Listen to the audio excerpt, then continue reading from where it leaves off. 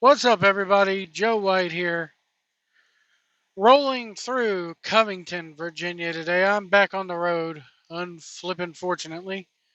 Um, Picked up a load here in Virginia. Got to take it all the way out to St. Louis. Edwardsville, Illinois, which is like a stone's throw away. You can see the arch in the horizon from Edwardsville. Um, anyway, wanted to talk a little bit about WrestleMania Night 2 and the Raw After Mania. Um, I haven't posted this yet. I know I'm a few days late, but I've been busy with my family, and it takes me about a day to get myself ready to go back on the road. Just physically, mentally, takes a day for me to pack up all my stuff, take inventory of what I have, what I want to take back out with me, what I want to keep at the house, etc. Drew McIntyre defeated Seth Rollins in one hell of an opening match for the World Heavyweight Championship, and they did this brilliantly. The whole match was brilliant, and then at the end, with when Drew finally wins, he kept telling Drew kept telling him, "Don't be distracted by the bloodline. I want you at 100%. You can't be distracted by the bloodline." And then he gets himself so riled up after he wins the title. He's so concerned with CM Punk that what happens? I think Punk is fully healed. And if he's not fully, I mean, he didn't have the arm brace on Monday night, and he even alluded to it with the Ariel Helwani interview. He's going, "Hey, this it's night and day from the last surgery." And you got to remember too, they kept him off TV for about 2 months after he was fully healed because of the collision deal. So in AEW, so which God, we'll get to AEW in a minute. Um, but yeah, I wanted to talk about after he's so distracted by Punk. Punk sweeps the leg, hits him with the arm brace, and then Damian Priest comes down, clocks him with the briefcase. The briefcase almost flew into the crowd. I thought that was pretty damn funny. Um, and then rolls him into the ring, south of heaven chokeslam, and in 9 seconds wins the World Heavyweight Championship. Crowd went banana for it, as Pat Patterson would say, and I went banana for it. It was honestly, it was probably the best thing that they should have done it that way, because you still don't know whether or not Seth or Drew McIntyre signed a new deal. And this, if Drew doesn't sign a new deal, then this opens everything up. And Damian deserves it, man. Damian Priest has been chugging along in that company for years now. He definitely deserves it. You could do a deal where the Judgment Day turns on him or Finn Balor turns on him and he gets a match against Damian down the road. And the Judgment Day has been hinting at the implosion of the Judgment Day for a while now. I loved every aspect of this, and I like Damian Priest. I like having the idea of a Spanish-speaking champion. Um, he went on Tuesday to the Yankees game and was talking with a former Nationals player, Juan Soto. Now Juan Soto plays for the Yankees because that's what you do. You go there for the money. But he was speaking Spanish with Juan Soto, and Juan Soto looked like he didn't have any idea who Damien was, but he's like, "Oh, you're a wrestler, and you're wearing my jersey, so come over and you speak Spanish. You're Latino, so come over here and let's grab a picture and say hola, cómo está to each other." There you go. And so I like the idea of Damian Priest being the champion. I would love to see Damian Priest versus Finn Balor down the line. Um, Punk doing his deal beautifully. Beautifully. I mean, the man clearly gets it. His acting was awesome. But anyway, moving on from there, you had the Pride, which was Lashley and the Street Profits defeating the Final Testament, which is Karrion Kross and the AOP. Bubba Ray Dudley was the guest referee. So yeah, it was amazing and nice to see Bubba back. People are gonna be like, oh, he gives AEW shit and then goes on there. Man, screw you. He gives AEW crap for very good reasons when he's on that Busted Open show. So sorry guys, if you hear my blinkers in the background, it's because I'm going up a hill. And when you go up a hill in a truck and the truck doesn't pull a speed limit when it gets under 50 miles an hour, you gotta click on your four-way so people know, hey, I'm going slow, go around. So that's what you should do anyway. But anyway, the Pride versus the Final Testament. This match was there to cool the crowd down from what they had seen. A little bit of plunder, a little bit of what's up action there from the Street Profits and Bubba Ray Dudley and all this. They went 8.5 minutes. It served its purpose. Got the crowd wound down, still grabbing their attention, of course. But it kind of was able to the crowd. You always want to treat that crowd like they're a yo-yo. You bring them up, you bring them down. Bring them up, you bring them down. Not just during matches, but the whole ebb and flow of the show should be that way. So yeah, we had that match, and it just served its purpose. Sorry, idiot, not going the speed limit in front of me. Please, guys, go the speed limit if you're on these roads, especially if you're on interstates. I know it's tough getting behind a big rig, but nothing's worse in a big rig than getting behind a car who won't go the speed limit. It's just awful. But LA Knight defeated AJ Styles. This match again was good. I said it was going to be one of the sleeper matches, if not the sleeper match of the weekend, and I was right. They went 12 and a half minutes. Good back and forth action between the two. Logan Paul with I Show Speed.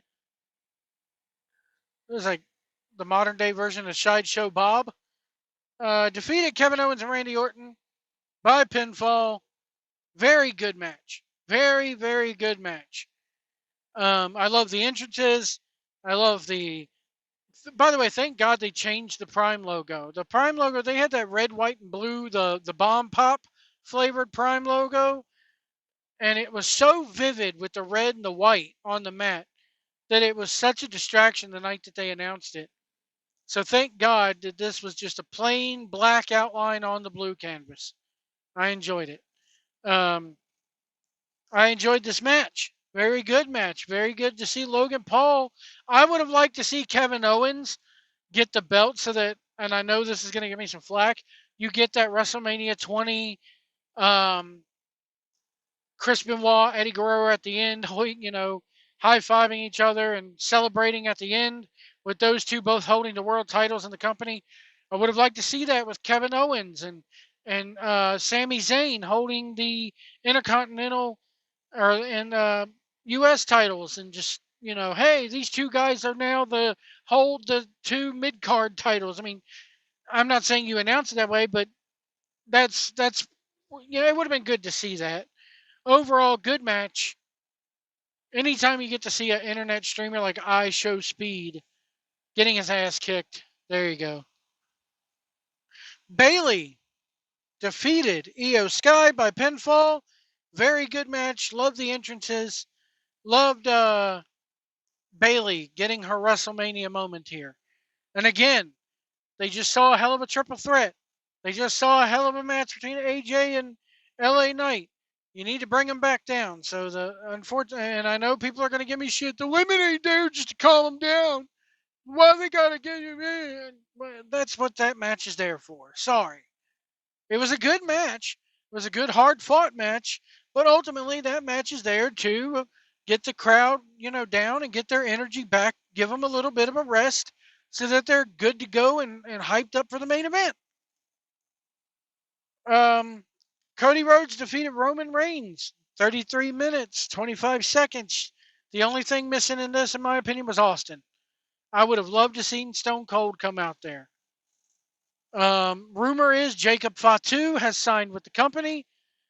I thought, oh my God, if they screw Cody again with Jacob Fatu like they did with Solo debuting last year, or Solo running in last year, I was like, man, they're never going to recover if they do that. And thank God they did not do that. This match was awesome. It was a really good, about a good 20-minute match, and in the last 12 to 15 minutes of it, we got all the Gaga. And the Gaga served a purpose. The Gaga told a story. So, very, very good main event. Cody finishes the story. We get him handing his mom the belt and all the pyro and ballyhoo afterwards. And I enjoyed it. The next night on Raw, golly, what a long opening segment. Rock and I mean, part of it was the crowd was just not going to let Cody speak without giving him a big ass standing ovation beforehand. And they didn't want The Rock to speak at all. I don't think The Rock has ever been booed out of a building like that before. So I'm curious to see where they go next with Cody, because Cody's got to go to France. Cody's got to, I think he's got to go face Jey Uso at the. They did the number one contenders match. I'll be honest with you, haven't got around to watching it yet. But the Raw after Mania, everybody's complaining about the NXT champions debuting. I liked Ilya versus Shinsuke Nakamura. I liked Chelsea Green and Roxanne Perez. And they put the NXT champions over. Nakamura's at a point in his career where he's held the WWE title. He's at a point in his career now where he should be the guy to build the guy for the champion. Like what a Jake Roberts was for Hogan back in the day. So I have no problems with the Raw after Mania whatsoever. Kudos to everybody who braved the elements, as it were, and went to everything. All three of these shows, 4 shows if you count SmackDown, 5 shows if you went to Stand and Deliver. My God. 5 hours a night, 3 hours, or at least 3 for Raw, 3 for NXT, and then add 8 to that. That's 14 hours. 16 hours worth of wrestling over the just WWE that gave you, and that's not including if you went to the World or anything like that. Come on now, it's a lot of wrestling to take in. All right, let's talk about AEW. People were asking about AEW and this security camera footage that they're going to release. Look at it. I'll look at it this way. If this security footage is edited in any kind of way possible, then it's a fail. It hurts your credibility. Say you're going to show something, you need to show it in full. I don't look for this to have audio because they say it's security cam footage, and security cam footage normally does not have audio with it. You're just going to see a black and white thing happen. I don't think this really serves a purpose. Meltzer said that they wanted to release this months ago. Well, why didn't you? You could have. Why didn't you? But now you're releasing it because Punk goes on Ariel Helwani, the MMA Hour, spills the tea. So now you're going to spill a little tea back at them. They wouldn't be showing this footage if they didn't think that it went in their favor. If the Young Bucks, they say the Young Bucks are going to talk about it. This has nothing to do with the Young Bucks. This is between CM Punk and Jack Perry. Unless they're going to, unless this comes out with Jack Perry joining the Elite, it's even then. This is stupid. This does, we always. I posted a video on my Facebook page of Tony Khan dancing around all of Ariel Helwani's questions when he appeared on the MMA Hour a couple years ago, and it's like, how the big line from Tony Khan was, "It doesn't serve me to talk about this." Well, how does it serve you or this company to release this footage? Because even if it shows Punk out of the blue grabbing a headlock, we all know what was said. He told him to do something, so he did something. He told Tony Khan to handle it. Tony Khan did not handle it.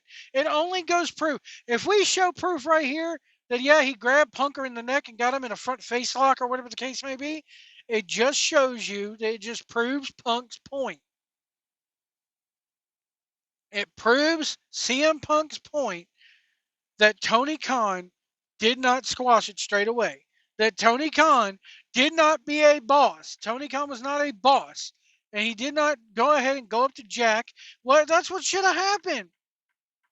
At the end of that match, when Perry comes back through the curtain, if he comes back through Gorilla, you say, hey, my office now.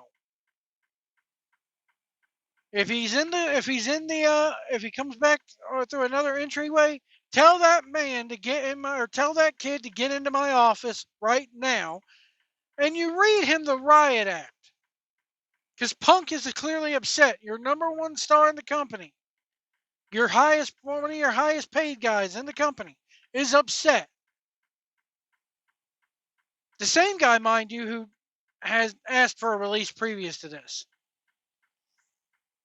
The same guy, mind you, who has basically said, this is a clown show, you're a clown, fuck you, I quit.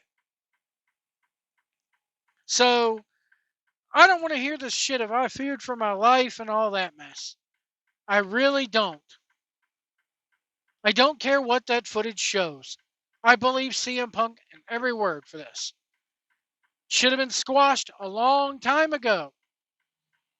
Tony Khan should have been a boss. But Tony Khan doesn't know how to be a boss. He wants to be everybody's friend, and I've said this from day one. You can't be everybody's friend. You have to learn to lay down the law.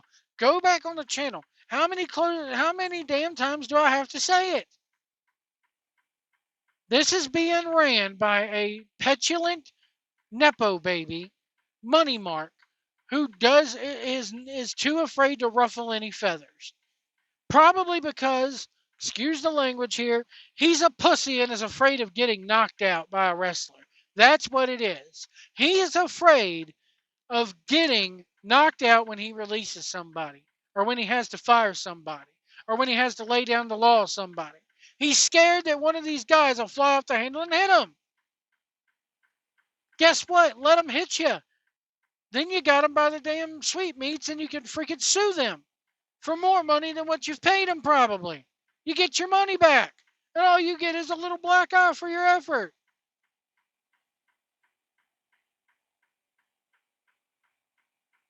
Then he releases 10 talents the other week, 2 of which being the Tate twins, which I agree with Jim Cornette completely. This is a prime example of how poorly that company is ran and how they let wrestlers just walk all over and feel entitled to anything they want.